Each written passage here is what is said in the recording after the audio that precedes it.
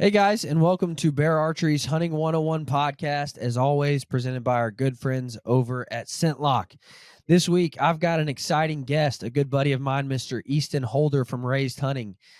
I recently was at a conference and I heard Easton give a speech on the decline in hunters and hunter recruitment and the perception that we as hunters cast and the influence that we have. And I was incredibly blown away by the amount of information and the well-informed person that Easton was, being a 22-year-old kid. And so I just had to have him back on to talk through some of those things. And so we dive into the decline in the hunting community and maybe the reasons as to why that's happening, how we as hunters can better recruit new hunters, the steps to take to inform those new hunters of our conservation efforts and informing them of why we hunt, not only teaching them to hunt. It's a very, very good conversation. I would highly encourage you to stay tuned in because Easton really is one of the younger generations who is doing it and doing it very well and has a very good head on his shoulders. And so we dive into all of that, the recruitment and the retention of hunters and the influence that we as hunters have. It's a fantastic episode. I hope you enjoy it.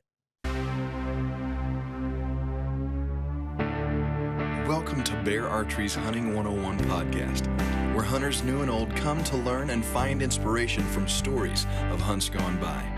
Everyone is welcome to enjoy the outdoor way of life, and there is no better time to start than right now. So let's head into the great outdoors with your host, Dylan Ray.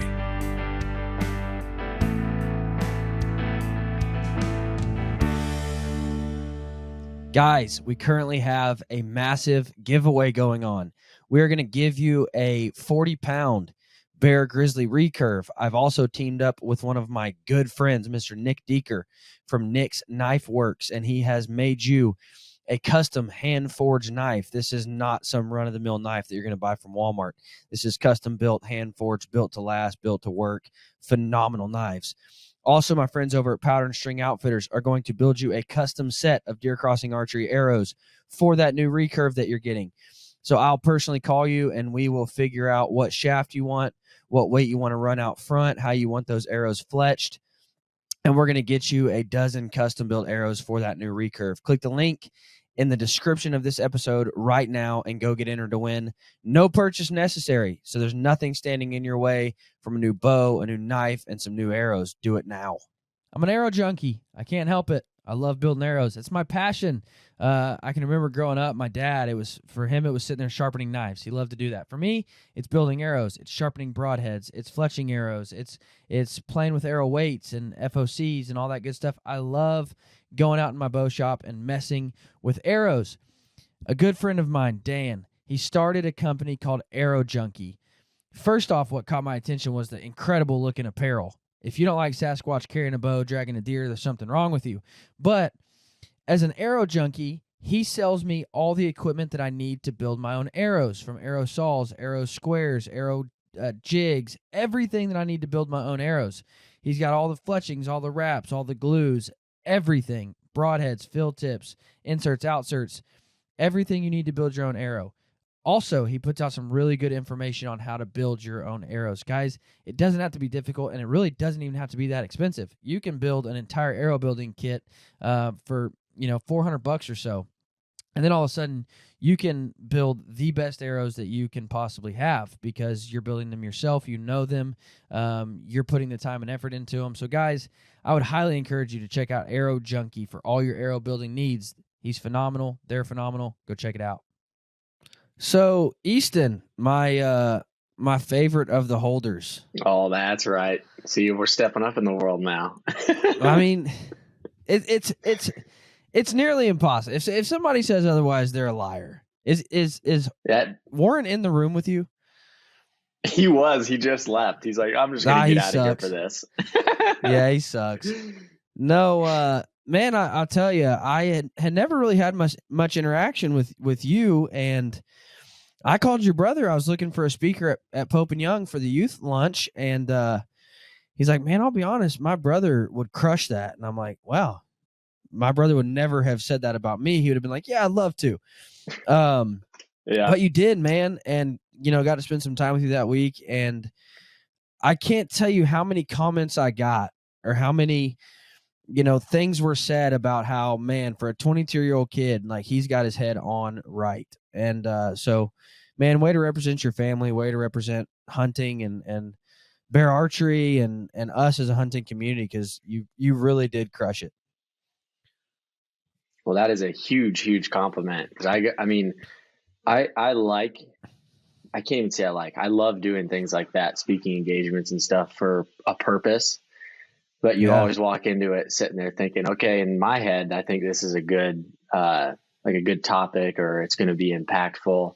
And then until the end of it, you really don't know if it was worth it or not. And it seemed like at that Pope and Young convention, people were very, very receptive of, even though that I was talking about things that we may be doing wrong or we may need to do better, and as a whole, and they still all accepted it extremely well. So I was really happy about it, and it makes me proud to know that everybody else enjoyed it too. So, well, and I, to be honest with you, and I didn't tell you any of this like leading up to it because I didn't want to make you nervous, but we like last year we had Michael Waddell come in, and he was like, dude, I'm intimidated. I'm like, what do you mean? Like, you do this all the time? He's like, yeah, but normally Chuck Adams isn't in the room, and Tom Miranda and Tom Nelson and all these guys I grew up watching and reading. Like, normally they're not sitting there listening to me. And but man, even from those guys, I was told like that kid has got it. Like, and I'm not too much older than you. I'm only 30, but still, like, I look back at just one generation younger, and I'm like, man, a lot of these kids have the idea of hunting wrong. Like, they have the purpose of it wrong. They have why we do it wrong. They don't represent it in a way that I'm proud of. And then when you came in and gave your speech, man, I was like, he's one of the real ones for sure. Well, that's really good to hear. And especially the amount of large names that were in the room and stuff there too. It is intimidating, but at the same time, when you think about something for hunting, or for me, it's hunting, something that you're passionate about, you believe about, and you're willing to do anything you can to make it better or keep it good. Whether there's the president in the room or not, I'm still going to say what I think needs to be said and needs to be done about it, because that's what I believe in. And so that takes a lot of pressure off. And kudos to you for that, man. Like, that takes having a made up mind. But it also takes facts. And that's kind of why I wanted to have you on, because throughout your speech, you shared a lot of facts about hunter recruitment and hunter retention. And you guys, for those of you who don't know, Raised Hunting runs camps for youth called Raised at Full Draw, which, again, I think even that whole system there is one of the best systems I've ever seen for getting kids involved in hunting. It's not giving them literature or having them out for a day to shoot skeet or, sending them a bow for free. It's legitimately taking kids and teaching them the ins and outs of archery hands-on, and then and trusting them with the tools to keep going. And so that was that in my opinion is how it should be done. Well, for the camps, the really, really intriguing part for me is I've grown up since I was like 2, we were doing these camps. And if you look at, I don't know any of the statistics off the top of my head as far as the education now with the younger generations, but I do know that teachers have been struggling tremendously as far as how to teach the younger generations and stuff, because it changes. It's always going to be changing. And so a lot of teachers and things having to be coming up with different ways to like read tests and teach kids in all these different ways so they can actually retain the knowledge. The part that's crazy to me is these kids show up to camp, and the way we teach them is everything that we're doing in each station and everything is directly from the actual bow hunter education book, but it's in a physical form, a representational form, in a way that they do it. And so when you turn around on the Sunday, when they're done with camp, we've never had a kid fail ever that final test. And they take the written test just like they would if they were to go into the bow hunter education class. but we do like a little, like a study thing at the end of it, like just some questions and stuff for people to reflect on the week or the weekend, I guess. And those kids take those tests, and like I said, not one of them has ever failed. And I think it's because of how they're learning it. Well, I heard an interesting thing the other day about the idea that if you were to take, every hunter, if you want to buy a license this next year, you've got to retake the test for hunter safety and bow hunter education. You got to retake those tests. How many people would fail? Like, these guys have been hunting their whole life. Yeah. But when it comes to the knowledge of it, they would fail tremendously because they don't practice those things. And so I think the way you guys do it, not only does the kid pass the test, but they're also going to retain that information for the rest of their life. Whereas these guys who go in, my course that I took was one day on a Saturday at a church in like Mountainburg, Arkansas, like the most redneck thing ever. Yeah. They brought in chili dogs for lunch. They talk to you for an hour and then you take a test. And it's like, but if I was to sit down with that test in front of me right now, would I be able to pass it? And I think the way that you guys teach and the way that you guys do these courses and these weekends and the camps, whatever you want to call them, I think you're setting kids up for a lifetime success of hunting, and it's encouraging. Well, I sure hope you're right, because I mean, the tests and the pictures and stuff we get from the kids would say that is the case. But I just hope that it does retain with them and it sticks with them. And yeah, it's got to be some, because the amount of kids that we've had sending us pictures now that they've never shot a bow, and they started shooting a bow at camp, and then a couple of years later we get pictures from them of them harvesting their first deer and stuff, is absolutely phenomenal, because it's not just one or two anymore. Now we're getting 20, 30, 40 kids that send us every year harvest pictures that's awesome, just because they went to camp. Yeah, that's cool. Now, how long ago did the camp start? I mean, did you go to a camp as a kid? Yeah. So they originally, before it was actually, we had formed Raised at Full Draw specifically as a nonprofit. We had started in 2002, I think. And so my dad got invited to a kids camp. That's where this all started, to teach a elk calling seminar for the kids. And after that, they really liked having him there. He was on the board after that, and then he started bringing us. So after I was like 3 or 4 or something like that, I started going. And then in 2010 or 11, somewhere in there, is where we wanted to make a little bit more of a drive towards bow hunting as opposed to just a youth camp in the mountains. And to help these kids get like connected with the DNR and the game wardens and stuff, so that they can learn and get their bow hunter certifications. That's when we formed Raised at Full Draw. And when we moved to Iowa, we started that, and now we're in 6, 7 different states this year. So that's awesome, man. I do want to jump in. I want to jump into your speech at Pope and Young and kind of the information that was shared and the idea that was casted, the vision that was casted, if you will. Before I do, though, I want to ask you about your hat. Are you a coyote hunter? I am. I have a hard time saying I am, because I started coyote hunting last year for the first time, killed one. I only had one shot. And then this year I started going, I got my own rifle and everything, and I've been only hand calling. So It's been like a new obsession for me, because I'm starting from square one. I've been learning how to hand call, what kinds of calls and stuff to use. So I'm eating up with it. But dude, it's fun. It's a lot of fun. I want to travel. Do you guys have a lot there? Oh yeah, dude. You come here. I've got some buddies that thermal hunt. And so we hunted last, the last night of the season, was a couple weeks ago, and we hunted and we shot, 7 dogs in about 4 hours. And I mean, there's nights they kill 10, the last 12, night of the 15. season? Yeah.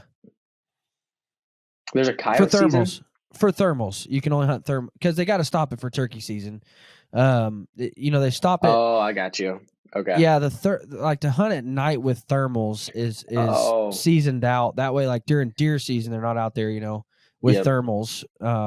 That's right. And so I remember reading they say as long as no like legal season is in, you can use thermals. Yep. Okay. So Yeah, but that's there the was next one I nights they want to get killed into 20. is night hunting. Yeah, dude, it's fun. How in your opinion do you have you done it during the day and at night? Not as much during the day. I mean, I have, but not as much. Yeah. But I don't do any hand calling. Like we just throw out Fox Pros or whatever we're using the dirty duck ones or whatever, and shoot them with rifles at 200 yards. I mean, yeah. I've only go during the day because I don't have a setup yet for going at night. And everybody I've talked to is like, man, going during the day, it's 10 times harder than what it is at night because they're oh my gosh, actually aware of they feel a lot safer at night. And then I tell them I'm doing hand calls and they're like, holy cow, you're doing all that. I'm like, yeah, trust me, I've only gotten 2 shots this year. So, but I'm learning a lot, but yeah, they've during all the been day, close. man, I mean, it's I difficult. called one in for a buddy that one of my buddies shot one at 20 yards because I called it in too close on accident. Really? That's cool. Yeah, I the first time I ever thermal hunted for them, I was sitting there and I was on the scope and I had pig hunted before, but even that's a little different because at night with pigs you can walk right up to them. You can just keep walking as you look through your scope. And but the first time I went coyote hunting with thermals, this dog runs in and the guy I was hunting with says, shoot it. And I said, how far is it? Because he had a rangefinder in his. And he said 42. And I'm like, dude, that looks like it's a mile and a half away. And he's like, it's at 42. And I'm like, oh my gosh, like he's right there. And so I shot him. Just because the thermal looks so different. Yeah. Just looks so far away. I mean, there's no way, there's no depth perception. I mean, you can really tell, like if they're 500 yards away, like you can tell, like, cause you can see the next tree line or whatever. But when they're that close, man, it's just all you see is a black dog. Or white, whatever, whatever settings you're running. But it's a lot of fun, man. I'll have you out next year for sure. Well, don't get me too excited about that one because I'll start spending way too much money, and I already spent too much on hunting. So walk me through kind of the idea that you gave at the Pope and Young convention. So the I guess for the people that weren't there, didn't see it, the premise of what I was talking about at the Pope and Young convention was to bring awareness to the fact of, I guess the population of hunters itself, for one, and number two, how we're carrying ourselves as hunters, because I think that there's a lot of people out there that are carrying ourselves really, really well and portray hunters as good guys and everything that we're doing and educational, how we're doing it, why we're doing it. But then on the other side, I think there's a lot of people, and probably the vast majority of hunters, that are not necessarily in the wrong of, hey, I do what I want and I'm proud of what I do, so I'm going to do it however I want and you can deal with it or not, which isn't necessarily wrong, but at the same time, it gives hunters as a whole a heck of a bad look compared to just doing it respectfully, whether people agree with it or not. And so I wanted to talk about that a lot at the Pope and Young convention,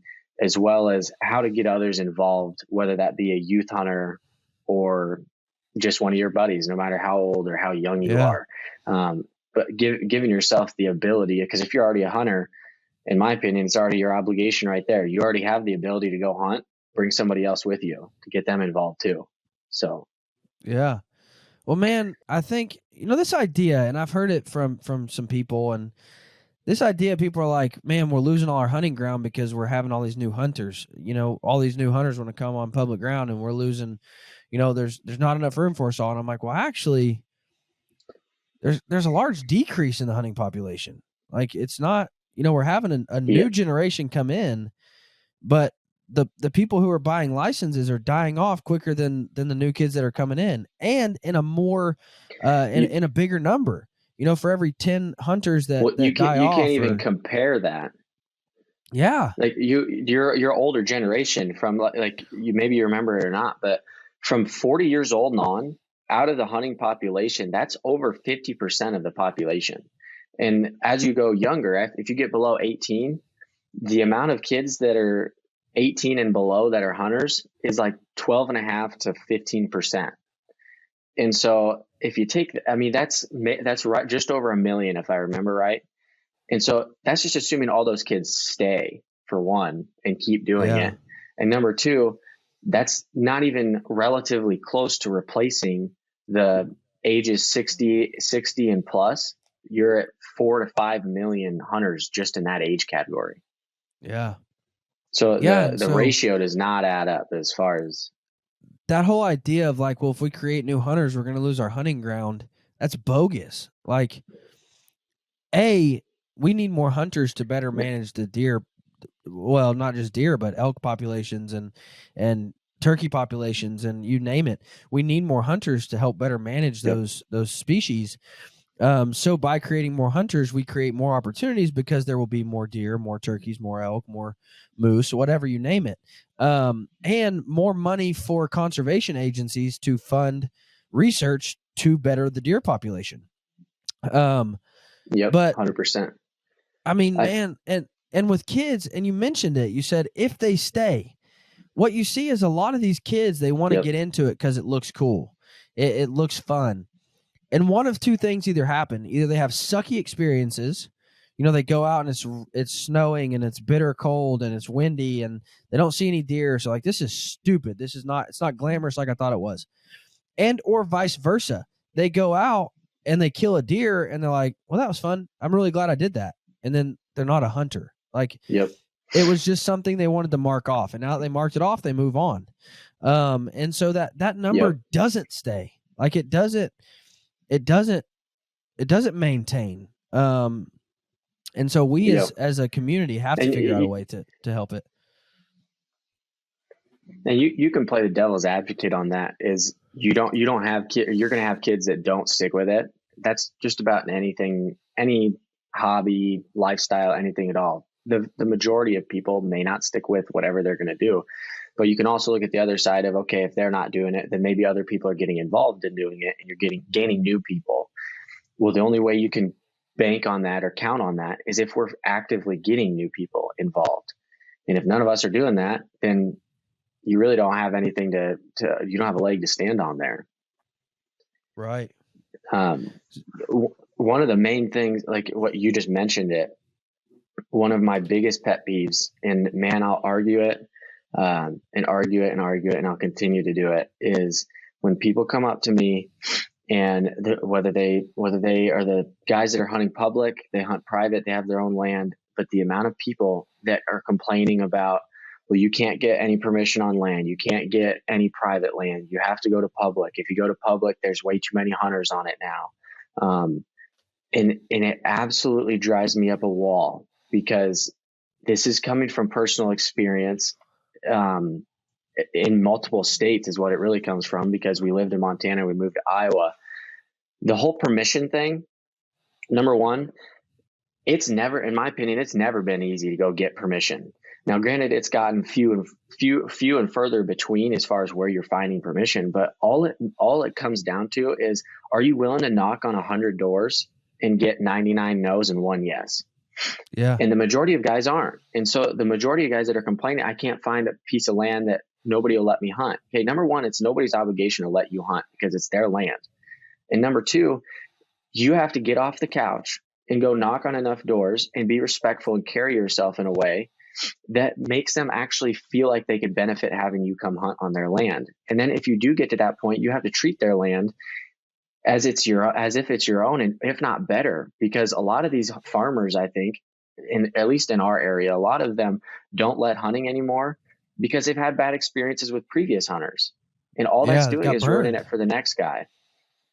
Yes. And so the private land argument, in my opinion, is non-existent, because they say it's so hard to get private land. And right now, people think that just because our family has a TV show that we have tons and tons of private land. Well, as much as I would love for that to be the case, it's not.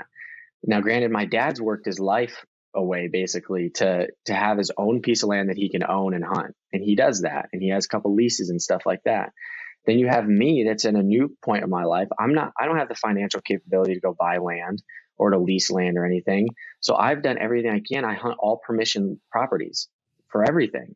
That's what I do. And I have found ways that, hey, I can trade some work for a farmer to lease this or do this. And so the argument just really drives me nuts when you can't get on private land or you can't lease land and stuff. And it's like, come on, if you're willing to put the work in and be a respectful person and actually benefit the farmer, not just yourself, there's no reason you're not going to get on it. Well, and I've done a full episode before on how to knock on doors. And people, that's just a lost art because everybody like just expects it to happen. So when you walk up onto a property and you act as though you're entitled to hunt their ground because, well, nobody hunts it, so let me hunt it. I mean, the fact that you act entitled and even think you're entitled to hunt their ground is bogus. Like I've told people 100 times, hey, clean yourself up. Like before you go and knock on a door, like don't roll up there, dude. You know, you were out in the chicken coop and you're covered in feathers and blood and nasty mud. And you're like, can I hunt your property? Clean yourself up, look presentable, look respected, look respectful as well. Walk up, talk with them with respect, talk with them with dignity. And like you said, man, I take my kids, like you can call it whatever you want. I take my kids because then they see, oh, he's a family man. Like he's not going to be out here on the ground with, you know, having massive parties. If, you know, the people he's going to bring is going to be his kids. And I mean, you know, I take my kids, I offer them some meat when I do harvest it. I know you don't hunt. If you would like some venison, I would love to provide you some that came from your own ground. I offer, like you said, man, dude, I've gotten so many permissions by saying, hey, I noticed you weren't able to mow around your pond. Would you like me to weed eat the banks of your pond for you? And they're like, you would do that? And I'm like, 100% I would. You know, or just offering, man, like I've one time I knocked on a door and quickly found out she was a widow. And so I just said, well, do you have anybody to come mow your ground and help you maintain the property and trim your bushes? And she said, no, I don't. And I said, well, I would love to be able to help you do that. And she said, well, I still couldn't let you hunt. And I'm like, that's okay. You need help. I want to help you. And so after a year of doing that, she said, you know, I am going to let you hunt. And that's what it took for me. That's just the difference though in not, I guess I don't know how to word it exactly, because what you're doing there is not necessarily just for hunting. What you're doing there is it's a morality thing that you have set in your own personal characteristics. And so that's something you believe in. That's something that you think is the right thing to do. It's something that you're willing to act on as the right thing to do. And in turn, what that does is it's creating a relationship with somebody. Granted, you may benefit from the relationship, but they're benefiting from the relationship as well. And over time, it's not a bad thing. And to be honest, it's probably the best way to do something because one, you're doing yourself a good deed. Everybody needs to be doing their good deeds. And two, they're getting some company maybe, and they're getting some help with something, and you may get a hunt out of it. And so a lot of people are willing to just knock on the door and say, hey, can I hunt? It's a no. Okay, done. The moment you're willing to help them with something is a whole nother story, because it is more of a convenience for them to have you around and hunt than it is to not have you, because you benefit them. And I've made it a rule as well. Anybody who gives me permission and they don't, you know, they're not asking for money, every year I send them something for Christmas, whether it's, you know, if they are outdoorsmen, a Cabela's gift card, a Bass Pro gift card. If they're not, you know, a box of nuts or whatever. I mean, just, hey, Merry Christmas. I'm glad that you're a friend of mine now. And man, I've had people like that changes. Like it just, you're creating a friendship and a relationship. But man, I had a buddy. Well, actually his name's Andrew. He works for Trophy Ridge. He designed the new Digital React, and we were talking one time. We were on a hunt in Missouri together, and he said, dude, I got permission to hunt this property because I know how to butcher animals. And I told him, hey, I can save you tons of money by helping you butcher your animals. I'll butcher your animals for you if you let me hunt your ground. And they were like, done. deal.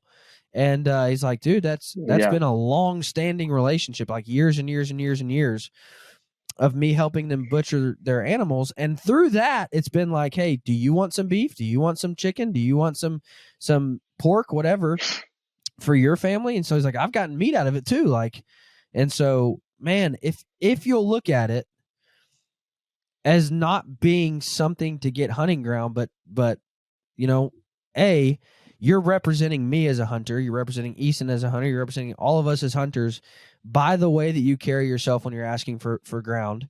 But also, it's not what's just in it for me. How can I create a relationship with this person to benefit both of us, and then I'll be able to hunt?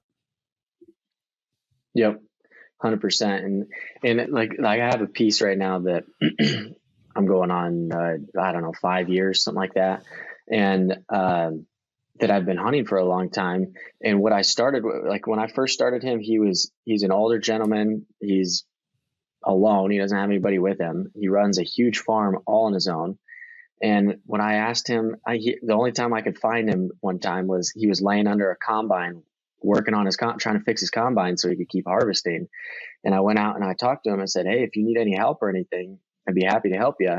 And from that point right there is when I started to be able to hunt. And then after that, like, I don't know, I couldn't tell you the amount of times that this man is overwhelmed. He's had a lot of family go away. And so he's left with this huge farm. Like he's had cows get out and stuff. Well, when you take the time and you go put the cows back in the pasture for him, you just call him, say, hey, I saw you had a couple cows out or whatever. I put them back in for you. That is, as simple as that sounds, is huge, huge, huge for a farmer. Something that they don't have to think about, like, oh man, I just got a call from the sheriff that I have cows out. Now they're already back in, and that's been 5 years now. And I now have, he separated literally for me 80 acres of his property and said, hey, as long as you're willing to keep helping me do some work, this 80 acres is all you can have it and you can control it for, like, I know you like to lease, but I don't need any money. So you just help me with work. Here's 80 acres. And that's awesome. That's 5 years of, I never anticipated he would do something like that, but that's what the relationship has come to. Yeah. That's awesome, man. And I think, I can't tell you how many times, and this is kind of going back to the idea of like, well, I can't recruit new hunters. I don't have anywhere to take them. I can't tell you how many pieces I've got permission on or how many pieces I've even paid to lease. And then you start hunting and you're like, man, this sucks. This isn't what I thought it was going to be. There's no shooters out here. And I give it up. I turn it in, if you will. I let somebody else have it. But what's happening? Yep. What happens if I say, you know what, this piece of ground, I'm probably never really going to hunt, but I'm going to keep paying I've had leases for $200 a year, and I'm like, I'll keep paying the $200 just so I have a place that I can take people to. Just so I have a place. I know if I take a new hunter here, I'm not going to burn any of my big deer. They're not going to educate any of my big deer. I keep a place that sucks just to take my boy, like just to take my son. Yeah. Because I know we'll see some does, but he's not going to mess up any big bucks. There's turkeys on it, so we can go out there and chase turkeys and just have fun together. And I pay for that ground knowing I'll never really kill anything off this. This is never going to be worth it to me to actually hunt, but it gives me a place to, one, take my son, and then B, if a neighborhood kid, man, I can't tell you how many times neighborhood kids have stopped by and asked me to help them learn how to shoot a bow. And, it's because I've got 3D targets all in the backyard and they can see in my backyard and they're like, man, can you teach me how to And I'm like, keeping that piece of ground gives me opportunities to not only take my kids, but now if one of those kids that comes by and stops by actually becomes a hunter, I can say, hey, I'd love to take you out. And just share a morning with you, in the woods and teach you some woodsmanship.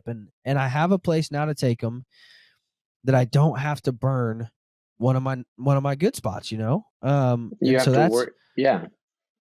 It's a perfect example.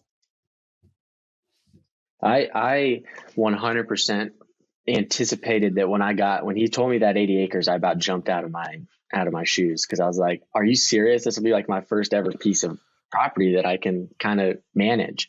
And, I was super excited because I haven't even had it for, I don't know, not even 6 months yet.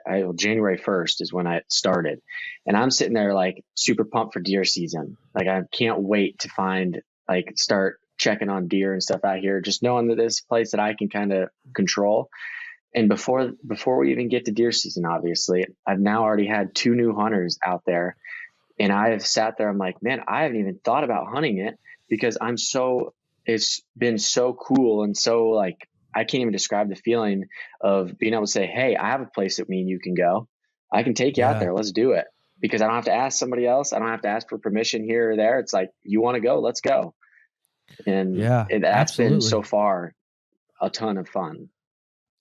Another tip, when asking for permission is say, I'll only bow hunt.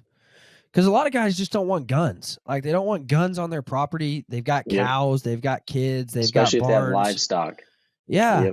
Yep. They're so worried about guns, and they tell you no right off the bat. And I've had that happen. And then I'm like, oh, okay, well, and then I mentioned bow hunting, and they're like, oh, well, are you just bow hunting? And I'm like, yeah, if you don't want, I'll never take a gun out there if you don't want.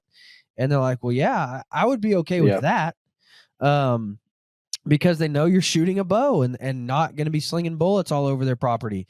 And so that's another big tip is, just tell them specifically right off the bat, I'll only be bow hunting.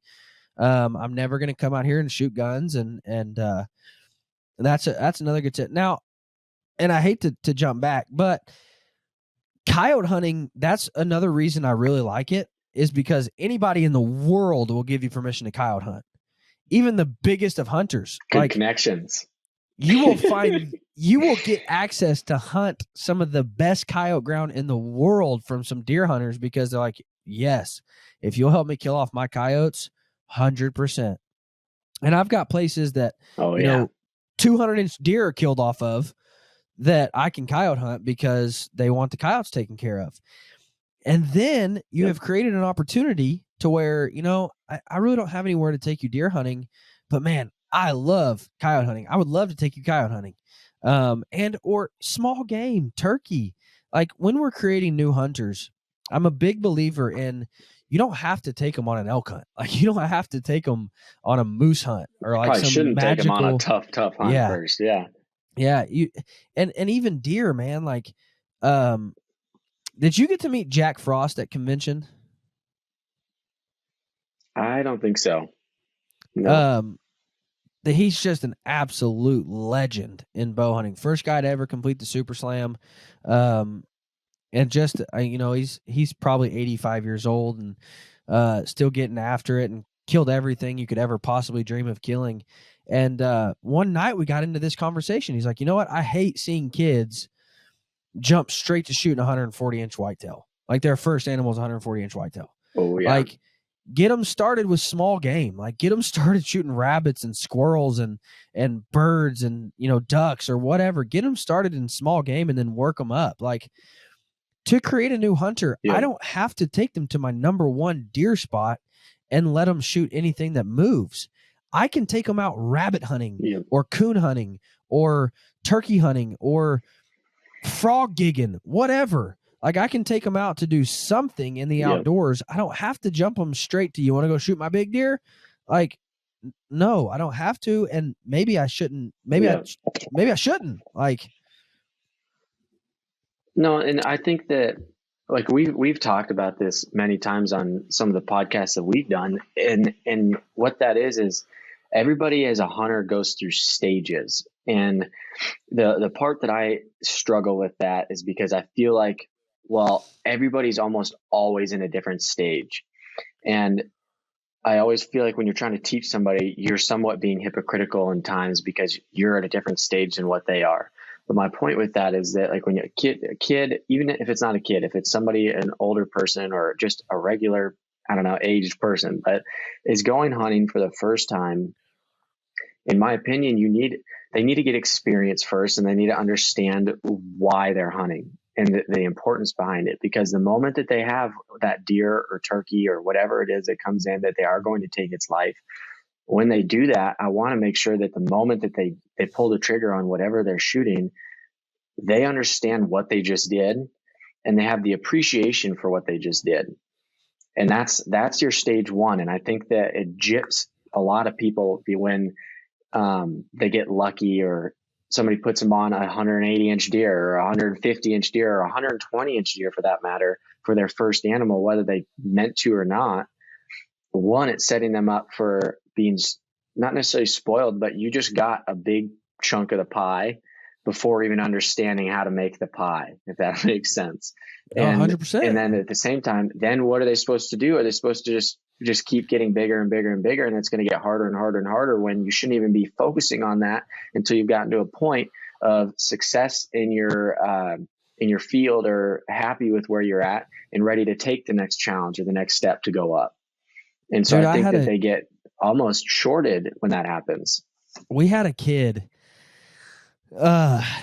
and for his first deer, and he came from a non-hunting family, so he didn't even have family that understood what was going on. He killed a 240-inch whitetail for his first deer. And, like, oh my gosh, in an instant, like, so he calls me. He was 16 years old at the time. He calls me and says, "Hey, you could tell he just shot a deer. Hey, man, can you come see this deer I just shot?" And I'm like, "Oh, buddy," I'm like, "I'm headed out of town, man. We're headed to Arkansas, visit family." And he's like, oh, "Okay." And calls me back 5 minutes later. He's like, "Dude, come on. Can you please come see this before you leave?" And I'm like, "Man, I really can't, dude. We're loading up the car. I've already got the kids loaded up in the car." And he said, "Okay." And finally calls me a third time. And he says, "We're right down here at Gaston's, which is a store just right down the road." And he said, "They're starting to measure it. Could you just swing by here?" And I'm like, "Yeah, I'll swing by. It's on my way out of town. I'll swing by." And so I drive in and I see them all around the bed of a truck with a tape measure. And I'm like, I was expecting to roll up and see a 130-inch whitetail, 120-inch whitetail, a good whitetail, just based off of how he was acting. Yeah. I know he didn't shoot a forky. And I roll up and there's a 240-inch whitetail laying in the back of this truck. And I'm like, "Dude, what did you just do?" Oh my gosh. And he's like, "What do you mean?" I'm like, and I pulled him away. I'm like, "Hey, could you talk to me for a minute? Could you step, I wanted to talk to him in private." And I just made it very clear to him. I'm like, "Listen, dude, what just happened, that never happens. Like, dude, I've never dreamed of seeing a 240-inch whitetail. And I've hunted, for 20 years now. I've never dreamed of seeing a 240-inch whitetail. And the population that has killed a 241-inch whitetail is like 0.01% of hunting community, not the world of hunters." And but I tried to just teach him, like, that's never going to happen to you again. Like, I'm sorry, but that's never going to happen again. And you can't keep hunting expecting that to happen. I am pretty sure or pretty positive that we've been in this industry long enough that somebody's going to listen to that and say, "Man, you should just be hyping him up, telling him he did a good job. You shouldn't do that," kind of thing. And I will 100% disagree with those people, because what you did there is the hard thing to do, because you can walk up on a deer of that caliber, and I could 100% in all honesty tell you, I'm not going to be jealous. I'm not going to be mad or anything else, but I am going to be worried for that kid. I'm going to be very proud of him, saying, "Holy cow, you just very accomplished proud." Something that, like you just said, 99% of the world or hunters have never even fathomed." But the hardest part about that is that you have to take, especially in your situation, it's a kid. You have to take a kid down from a level of wherever they're at, which is probably pretty high, and say, "Hey, you need to understand that this is not common," and it set them up so that next year when they do have a 100-inch deer walk in, that they should want to shoot still, because that's where they're at in their stage of their level of hunting. And because if they don't understand that, then they're going to struggle with the fact that every time they go in the woods and they don't see a 240-inch deer, you're going to lose a hunter. And so I guess props to you to be able to even do that, because in my opinion, a lot of people wouldn't, even if they thought it, they aren't going to take the time to do that to that kid because they think it's going to diminish him. But I'd be willing to bet. Well, do you still talk to this kid? I built him a set of arrows today. So he still hunts. Yeah, still hunts, man. And Okay, and I'm not saying exactly. that's because So of me. you have done your job. And I'm not saying that's because of me. I would put a lot of money. But I did. I would, and because I'd be willing to bet that kid doesn't know what to expect now. You're right. And for those for those who are listening and think that I did wrong, don't get me wrong. I hyped the kid up to no end. He was actually featured in like three not magazines, calendars, and I've got those calendars hanging right over there, and they're still on February of 2019 because that's where his deer's at. I hyped the kid up to no end. But I still wanted to just teach him, like, dude, you can't continue to hunt expecting that to be the norm. Like, you can't even go on a mule deer hunt and expect that to be the norm. And he's all in, man. And that was probably, I think he killed it in 2019. So yeah, he's still going strong, and he's evolved now. That was with a gun, and now he's shooting bows and shot a nice deer last year, 150, 160, somewhere in there. Shot a nice deer last year, and he's progressing and moving on. And I mean, but that's the problem, is these kids, they get a taste for what hunting is. And like I said earlier, it's either negative and they're like, this isn't really what I signed up for. Or it's like this explosion of like, well, that was so cool, man. I can't believe I did that. Check mark. Let's move on. And so I was just trying to teach him, like, dude, you've started where people dream of ending, not even where they do end, where they dream of ending. And don't let that taint you. Like, don't let that mess you up. Don't let that mess up your idea of what hunting is, because that's not what it is. Like, that's not how it acts. What happened was, fun fact, taxidermist gets done with it and calls him, and what happened was they found a 22 bullet lodged in the back of that deer's jaw. And so he was just a classic mainframe 8, small little 8, really is what he was. But with that wound in the back of his jaw, he just went nuts, like just stuff everywhere. And when I figured that out, I actually called Nick Penizzato, who is the president of the NDA, and I'm like, hey, this is what just happened. This is what they told me happened with the bullet in the jaw and all that stuff. And he said, Dylan, it's very rare. It's very rare.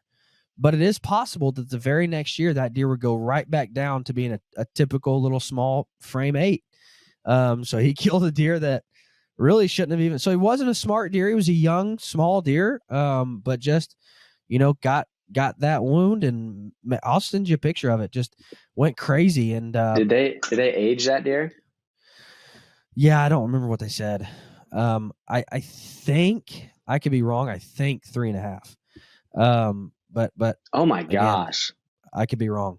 But yeah, just a crazy. I'm trying to pull up my photos while we talk and see if I can't find it. But yeah, just a freak of a thing. And again, while you're trying to be as happy for him as you can, you've got to take that as a hunter who I want to see him continue to hunt.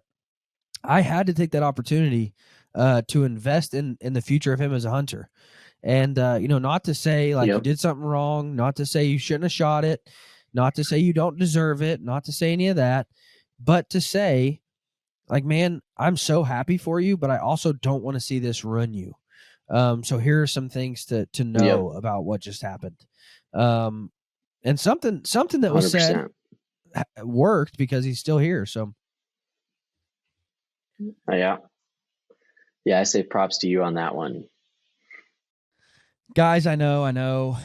Cheap, interchangeable blade knives, they're all in the rage. Change your blade right there, and you can keep going. And it's cool. And I have one in my bag, and I like to keep one in my bag. However, there is no replacement for a well-built, hand-forged knife. Something that I know is dependable. It's strong. If I pick it up, it's going to be sharp. It's going to be ready to go. These right here are knives built by my good friend Nick Deeker, Nick's Knife Works. And the most beautiful part of this is it's not cut and dry. You don't just pick out a knife and say, well, I guess that's the one I need. No. He built this one specifically to the length that I wanted it. I wanted this to fit right on the side of my binocular harness, so it was always there, always ready for me to grab. He built this one to fit really small in my pocket for an everyday carry. Guys, a good hand-forged knife is worth its weight in gold. Go check out Nick Deeker at nicksknifeworks.com. What do you think the biggest way that we as a hunting community represent ourselves in a poor way? What's the biggest thing that you think stands out as being something has to change here? That's my issue with that is I have multiple things rolling through my head. I guess as a whole, if you look at like across the entire nation, I would say, as much as I hate to say it, would probably be social media. So, social media, and I'll put that next to social media and how you are taking your photos / storing whatever your harvest is, like when you're driving around. Those two things kind of go hand in hand because it's to the public, people that you can't really control who's seeing it. And the reason I say that is because you see tons and tons of pictures of like harvest pictures, and I 100% support the fact that you want to take pictures. I do it too. But the issue that I have with it is when you don't take the time to clean that animal up a little bit, or maybe we all know that if you put a perfect lung shot on an animal, there's going to be a lot of blood, and it's probably going to be coming out of its mouth. There's probably going to be bubbles and blood all over the body section too, from how much blood came out. That's not necessarily something that you need to portray on a social media post. And so like I've said it at the Pope and Young convention, I keep a towel. All of us do. We keep a small towel rolled up in our backpack. And so when we harvest something or we get a deer and we're going to go take pictures with it, I can take 2 seconds and I can wipe the blood off. I can if the tongue's hanging out, you can cut the tongue off or you can put it back in the mouth and make that animal look presentable and as respected as it did when it was on the hoof. And what that does is it's still a dead animal there, but at the same time, you're giving it the respect of the beauty of what it is without tainting it with all the blood and the gore and the violence that it doesn't have to be, because hunting isn't about the blood, the gore, and the violence and how you did it. It's about the conservation, the stories, the traditions. And when you do harvest something, you're doing it in the quickest way possible. And so you don't want to see all the violence of that, and you don't need to be portraying that to everybody else. So you have to think about how negative of a look that is, because even if you're looking presentable behind the animal and the deer's just sitting there and there's blood all over, naturally in somebody's head that isn't a hunter, they see blood and they see violence and they see gore and they see negative. And that's not what we need. We need positive. We need people to understand why it's important for what we do, and that we don't hate animals. We don't want to just kill animals. We actually love and appreciate and respect the animals. I need to send you a book. One of my buddies, Peter Churchborn, from the NRA, wrote a book called How to Talk About Hunting. And basically the NRA did all these studies throughout however many years, and they can tell you what a middle-aged Chinese woman in New York thinks about hunting, based off all these polls, all these questions, and it's just a really cool, a really cool read. It's not cool for the general public. Like, it's not a fun book to read. It's very statistical and very like informational and just a lot of numbers. But in that book, the most welcomed form of hunting is bow hunting, because they see it, the non-hunting public sees it as the most fair chase. But also, research showed throughout that when you show the non-hunting public the full process, not just the kill, not just a grip and grin, but when you show the non-hunting public the full process of, I harvested this animal and now my family is eating that animal, and my kids are eating that, and my wife is eating that, and my body is like, we're getting the protein that we need. We're getting things from that. That's the best way to portray us to the non-hunting public, when showing them the full process. And I think that's what a lot of hunters Yep. don't do well, because they just post that grip and grin, and it's all about angling the deer so he looks the biggest, and tilting his head down just a touch so the sun hits the back side of the tine so you can see those better and they'll look bigger and all that good stuff. But we neglect to show people, non-hunters and kids alike that are getting into this, we don't just do that for a grip and grin. We don't just do that so we have a photo for Instagram. We do that because it creates food for my family. Is my family going to starve if I don't kill a deer? No, we got a Walmart. But I get to give my kids wholesome protein that I know where it came from. I know what's in it. I know it's clean. But B, I am a conservationist by hunting. I am helping the deer population by hunting. And the non-hunting public and kids alike, that's something they need to learn in order to be able to A, create new hunters, and B, retain them. Yeah. And I think every hunter, there's lots of things that all of us as hunters need to do.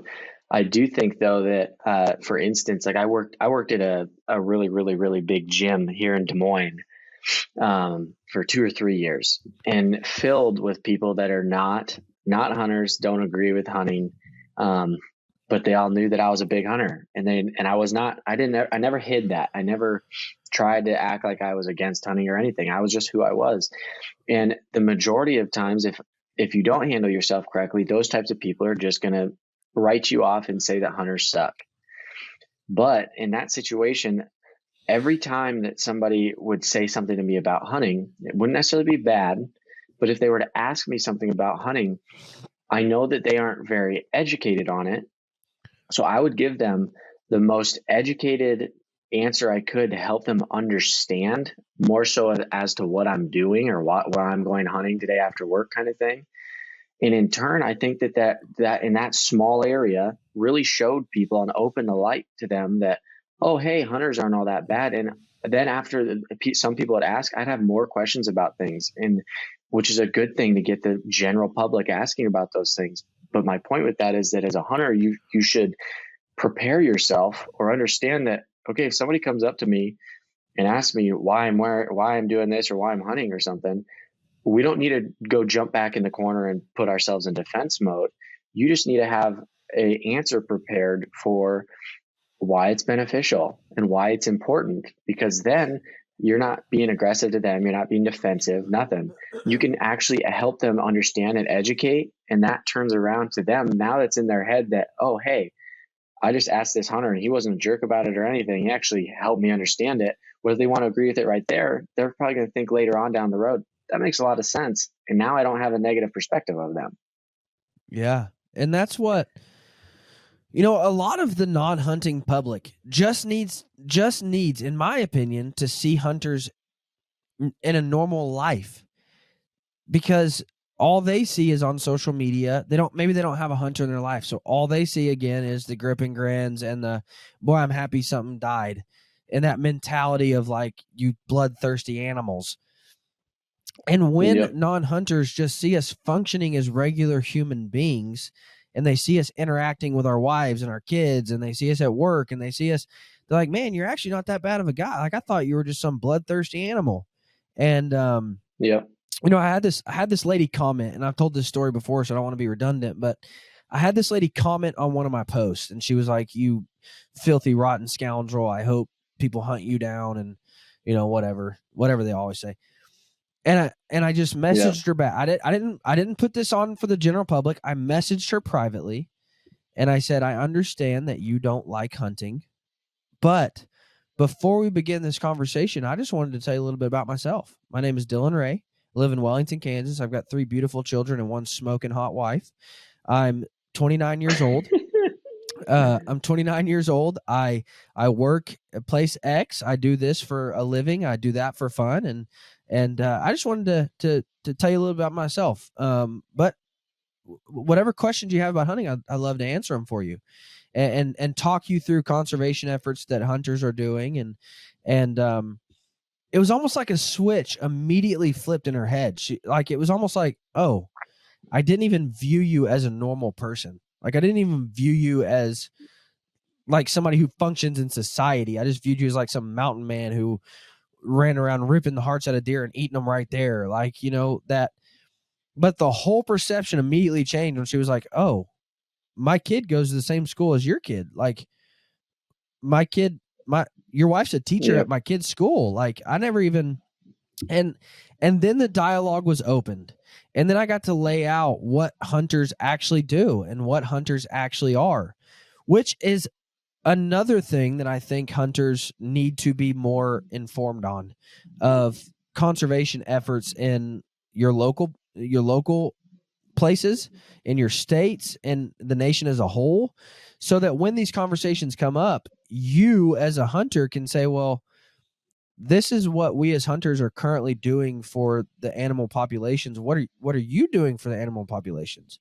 Like, you say you love Yep. the animals, but we're constantly putting money and efforts towards furthering, deer populations in Kansas and sheep populations in Oregon. And, hunters just put up $3 million to release X amount of sheep in Oregon, and all this stuff. And then non-hunting public is like, man, you guys do care about the animals. Like, yeah, I care more about the animals than you can ever imagine. That comes down to, as hunters, you have to be educated as well, not just to go kill stuff. And that's just a general standard that, as a whole, like, yeah, there's many things that we need to change, like what I said earlier, whether it's social media or whether it's when you're driving in public. But you have to educate ourselves so that we can carry ourselves unanimously as a whole and as a positive group and as a team. Because right now, that would be another one of the issues. Like you asked, what are some things that we need to change? Hunters being educated in general, because right now you have your guys that are just the ones that want to go kill stuff. Then you have your guys that are super, like, they're scared to tell anybody, or they don't want to show anybody because they know that somebody is going to judge them for what they're doing. Then you have your guys that are proud, that are really educated and want to help people. And then you just have people in between, and there's all sorts of different places and where you fall. But wherever you fall, we got to try to carry ourselves to everybody else that is not a hunter as what you just explained, and understand those things, and be able to, each of us need to be able to explain things like that, because if you're going to do it, you better understand it. So, yeah, for sure. And that's why I think if you're going to get a kid involved in hunting, or an adult onset hunter, if you're recruiting a new hunter, I think that the lessons about why we hunt and the reasons we hunt and conservation efforts and all of that information needs to be given just as importantly as how to hunt, as how to pull a bow back, as how to shoot the arrow, shot placement, because it's going to help in the retention of that hunter, but it's also going to help in the education of that hunter, which will then in turn help continue to grow the community. Because, man, I've had some deep conversation with my kids. Like, we're going out hunting for the first time, and I'm teaching them about rubs and scrapes, and we're going to hunt here because the rub line and all that stuff. And that's cool. But I want to have the conversations with my kids about, hey, we can only kill one deer in Kansas. Here's why. Hey, we can't shoot that doe because she's still got fawns on her tits. And here's why we're not going to kill her, because we don't want to kill the two fawns too. And teach them about conservation efforts, and teach them about, Pittman Robertson tax, and teach them about like what we as hunters are actually doing in the woods. And my kids now are even educated to that point. Like, my 12-year-old can have a conversation about why dad can only kill one buck, and about why dad needs to kill that one buck. And, paint it simply for them. Like, don't, I'm not telling you to throw out a bunch of statistical numbers to a 12-year-old. But, I just taught my kids about, help them understand it. Yeah. I mean, I taught my kids about natural resources and about how, like, listen, we need to kill the 6 and 7-year-old bucks so that the 3 and 4-year-old bucks can grow up and get bigger too. And, teaching them about how there's only X amount of food out there for the deer. And if nobody hunts them and kills them, they'll starve to death because there's not enough food to maintain them all. And we as hunters, we need to take the mature animals off of the ground so that the smaller animals can grow up and get bigger and stronger and continue to breed and therefore help the herd. And they're like, oh, I never thought about that. And I'm like, yeah, I mean, it's simple. I'm like, I just asked my 12-year-old, I'm like, hey, what happens if I invite somebody to come live in our house? And they're like, yeah, we have a guest room. They could live there. I'm like, yeah, they could. I'm like, what if I invited a family to live in our house? And they're like, well, yeah, I mean, we got to pull out so the mom and dad could sleep on the bed and kids could sleep on the couch. And yeah, Tucker could share his room. We could do it. I'm like, okay, what if I invited 10 families to live in our house? She's like, well, there's not enough room. We couldn't do that. And I'm like, the same is true for the deer herd that we're trying to go out and hunt right now. The deer can't live out there if there's too many of them. So we as hunters, we help the population by killing them. And she was like, oh, I never even thought about that. And so, I think educating at the beginning stages helps in the recruitment and in the retention. Yeah. And get on the topic of getting somebody new. I think for me, and maybe you have something similar, my scariest point of the start to, I guess it really never ends, but start to finish of a new hunter is the moment that they get their first shot on an animal. Because after they do that, everything, depending on how long we've been, like I've been teaching them how to scout or teaching them how to check cameras or teaching them how to shoot, things like that. However long we've been working on that, the moment they release that arrow or they pull the trigger on a rifle, whatever it is the moment you're going to understand if they understand what they just did. And granted, every single person everybody's different. We're all going to have different reactions. Some of us are going to be like in shock. Some of us are going to freak out. But no matter what, you're going to be able to see and you're going to be able to read on their face that once they do that, all their emotions you're not going to be able to hide them that well. And they're going to be, if they truly understand what they just did and why they just did it and how they did it and the reason behind it, you're going to see all the appreciation and the understanding behind their reaction. If you don't see that, that's what terrifies me, because it's, where's the disconnect? Why do they not understand the importance of what they just did? Because it is very important to understand that part. And so that to me has always been like that first one that is like, oh, here we go. Let's hope that I think we've done it all right, but we're going to find out real quick. So what are the steps you take in order to get them to understand that? Do you do anything? So it depends for specifically. I want them. The reason I say it depends is because I've gone from like some of the ones I've just helped like practice shooting their bow or something and then taken them hunting a couple of times. And I've also had the ones like I've told you about my buddy Joey that literally throughout the summer, every day that I'm going to check cameras or I'm putting cameras out, I'm setting scrapes and rubs and everything, setting stands. He's been there through the entire process. And now he wanted to be there for the entire process because he was going to be hunting the same places. So he wanted to earn his keep kind of deal. But he also said, I want to come with you because I want to understand why you're putting a trail camera here, why you're doing this or why you're doing that. And I want to understand the sides of, okay, I'm driving around and I can see there's this many deer here, and understand the actual process of it. And in turn, what that has done is it allowed us to spend the amount of time together that we have those conversations of why we're hunting, why I'm looking for a specific deer, why we're going to go into this with, okay, you're going to try to any doe that comes in, as long as there's not fawns with her, it's go time, because you need the experience and we need to knock our doe population down. So all those things come into play. So my tip would be, if you can spend the time with them and bring them along with you in your endeavors before season or whatever you're doing to prepare, that's the best time. And instead of doing something, do everything and narrate what you're doing, because you do not understand the amount of things that, whether you've been hunting for a year or 50 years, the amount of things you're doing as you're going, and they're questioning behind you, like, why did he just do that? And it might be something really, really little for you, but for them, they're going to pick up on that. And so that's the way that I've always taught. But some of the main steps that I'll always take is, one, we're going to practice with whatever weapon it is. We're going to practice and make sure you're efficient.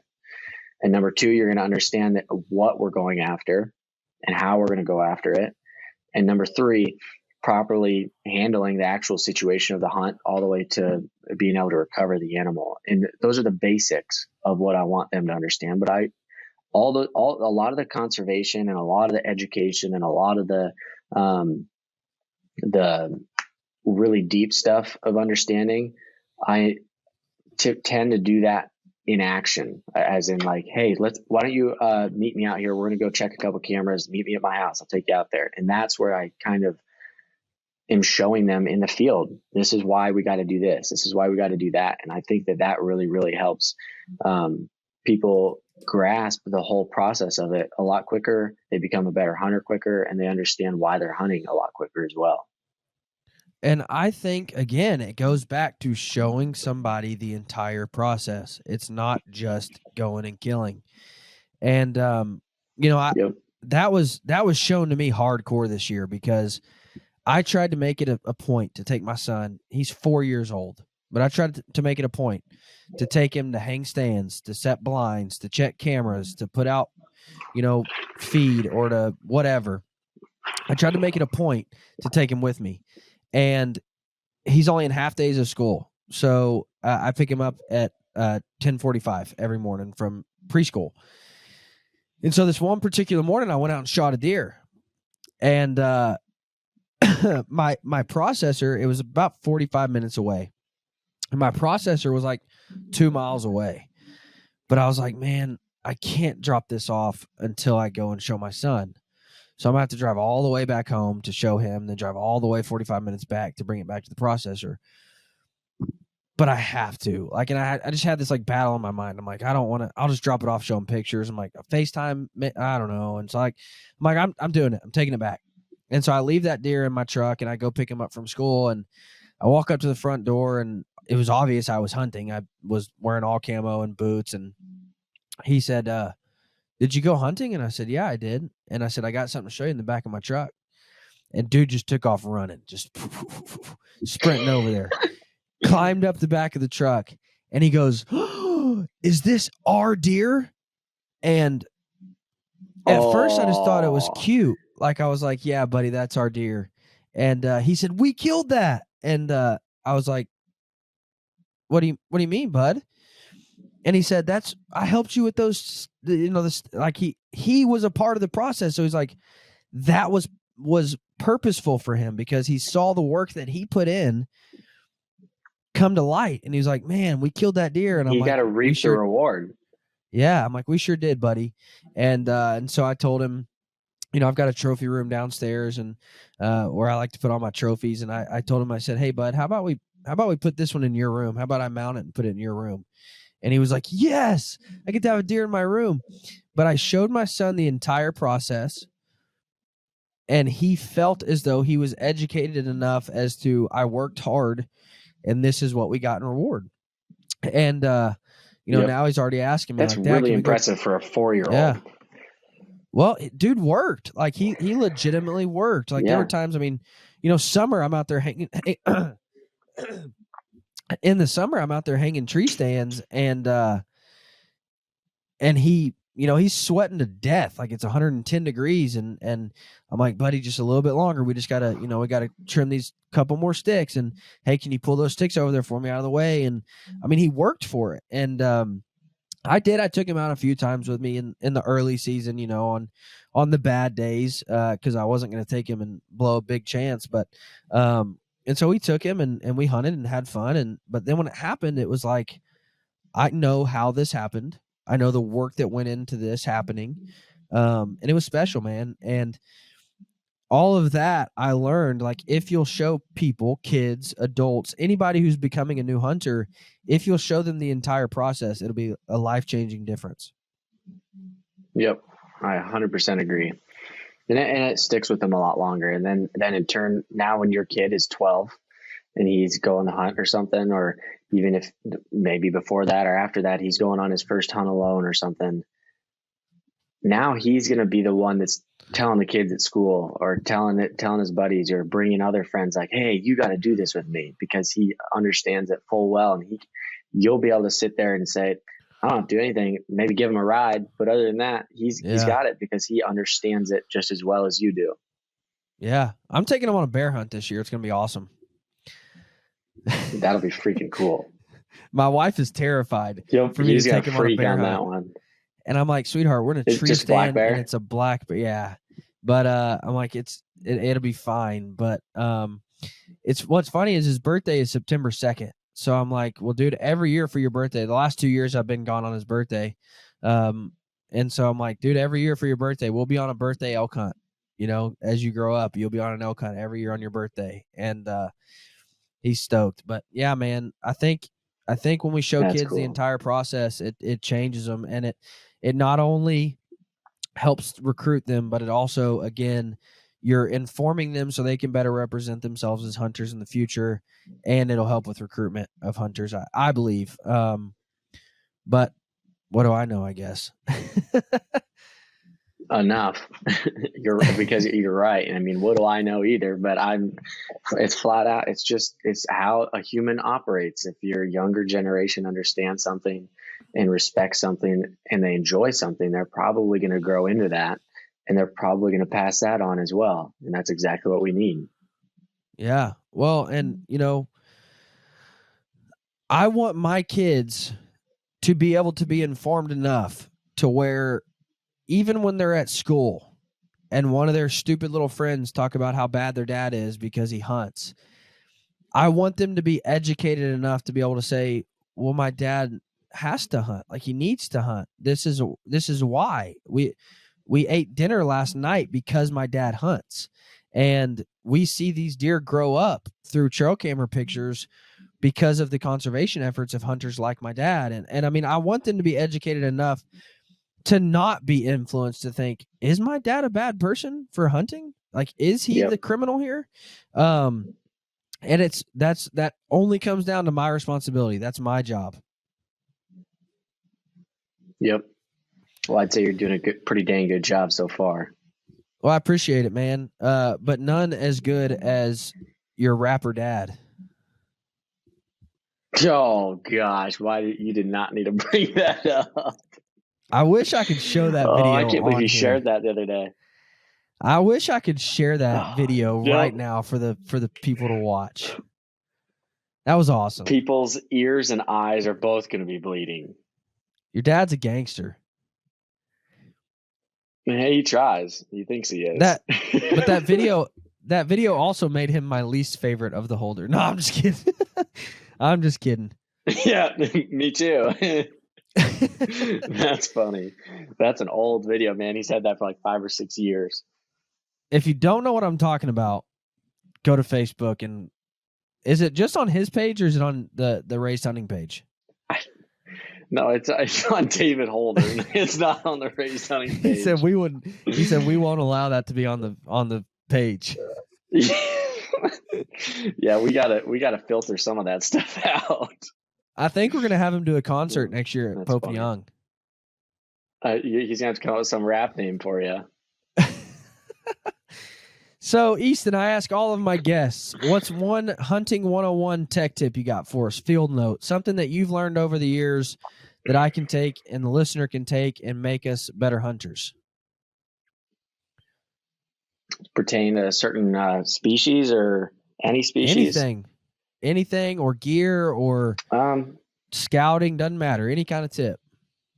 Well, I'll do 2 tips. I'll do one for turkeys and one for whitetails, and they're both somewhat similar. But for whitetails, I'd tell you one of the biggest tips that I've learned recently is I scout a lot, and I do a lot of scouting. The biggest actual help that I've had is the amount of cameras that I have out during the summer and everything. I can see, I'm paying attention to what deer are here and what deer are there. And when they're there and times of day and stuff. If you want to focus on a couple of different deer, you want to see like where certain bucks are going, I now write almost a map of everywhere they've been. And at times, and I'll use Onyx and I'll mark like, okay, they're here on 7/4 at 4:40 in the afternoon, something like that. And what that does is you'll start seeing like a big pattern. And you'll say, okay, they were here 2 days ago, and then they stayed for 2 days, and then they went to this place for 2 days, and they stayed there for 2 days. and all of those things that sounds like something that you would probably already do. But unless you like actually draw that out or record it somewhere, you'll start finding patterns in deer even, and this will create controversy, but you'll find patterns of bucks even during the rut, I have found, because I've found deer that'll do the same exact thing. They'll be random throughout the day, but they're in the same exact areas for a 3-4 day period because that's what they're doing. And that's their routine right there for the next couple of days. And so for whitetails, anybody, if you're paying enough attention, or even just what you physically see them, write stuff down, like where they're headed, what time of day it was, the weather, and then you start noticing patterns as to where they are, and you'll narrow yourself down real quick where you need to be hunting. Yeah. The other one, just a really quick one for turkeys. Anybody that turkey hunts, everybody just or not everybody, typically people waltz right into turkey season, just going, okay, I'm going to go out in the morning and see where I hear them, or maybe roost them the night before. A biggest tip I can give you, go scout like a month before your season and see where those birds are at. Now, everybody's going to be a little different because all the seasons are completely different in pretty much every state as to when they start. But find your turkeys before you actually have to go in there, and then go to where the turkeys are at. I mean, it sounds very logical, but if you do your scouting beforehand, oh my gosh, last year I didn't scout at all. And it was, I mean, you can find your birds, you can hear your birds in the mornings or at night, and you can go roost them. But you're not always going to have that little edge of, okay, I know they come right here and strut, so I'm going to be right in that area. And this year I went 3 for 3, 3 days, 3 shots because of scouting and knowing where those birds were at. So take the time to scout a little bit. Doesn't have to be a lot, but do it even for turkeys too, and it'll help you tremendously. That's awesome, man. Good tip. I thought you were gonna, when you said turkey and deer, I thought you were gonna share. I had a buddy one time. He was on the show, and he shared a tip, and he said, carry a turkey call in your mouth all deer season long. And I'm like, why?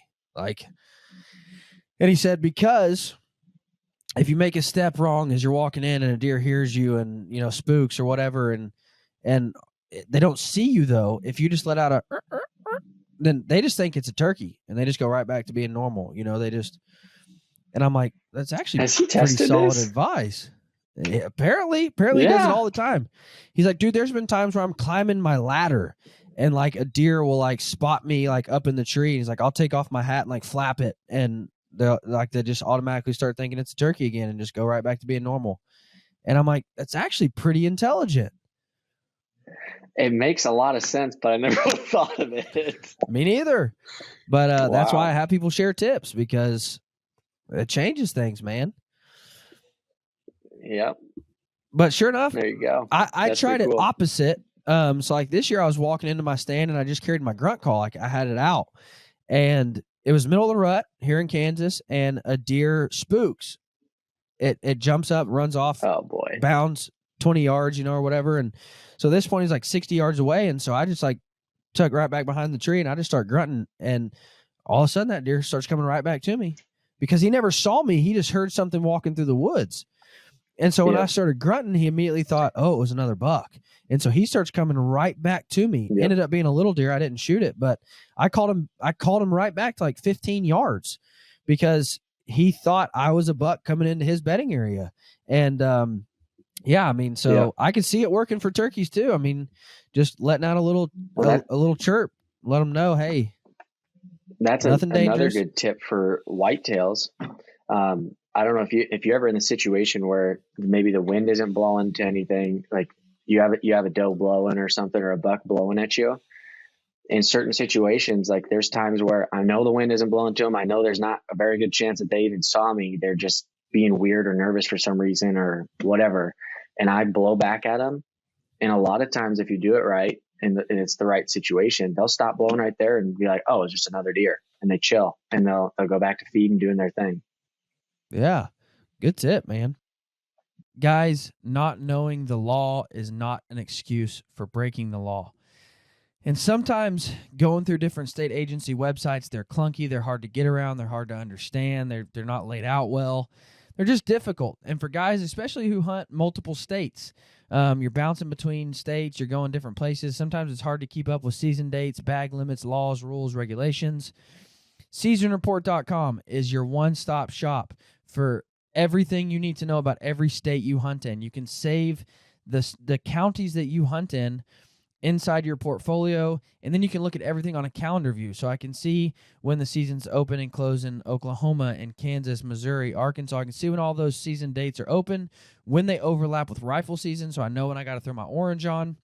I can see everything on one easy-to-use, easy-to-understand platform, but also every rule, law, regulation, it's right there. I don't have to go through the state clunky agency websites. It's all right there in one place for me to look at. Easy to understand, easy to follow. Guys, this is something that it saves me every year. I check I check it out every year. I look at it before every hunt to make sure, something didn't open or close that I didn't know about. Guys, this entire platform is just $10 for the entire year. It's the best $10, in my opinion, that you can spend on hunting and making sure that you're covered as far as the law goes. Guys, use code Hunting 101. That's all caps Hunting 101, and get that entire platform for just $10 for the entire year. I would highly, highly encourage it. Again, it's the best $10 that I believe you can spend in a season. Easton, where can they find everything that the Holders got going on? Yeah, if you guys just look up Raised Hunting on Google or any search engine, pretty much you'll find us, find our website. We're on Facebook, Instagram, all social media. We do have a Raised Hunting podcast that we do that's on Spotify, Google Podcasts, Apple Music, or I guess Apple Podcasts. So pretty much anywhere on there, YouTube and everything. So tons of content on YouTube for you guys, a lot of behind the scenes stuff as far as tips and tricks and how we do things. So there's all sorts of things to get caught up with us and follow with us. And we got a lot of new products and stuff coming out this year too. So stay tuned for that as well. Yeah, you guys go check them out. The Holders are some of the best in the business. I thoroughly enjoy their entire family, just Easton just a little bit more than everybody else. So you guys go check them out and make sure and follow them. Listen to their podcast. It's a good podcast. But guys, thank you so much for listening. You guys have a fantastic week.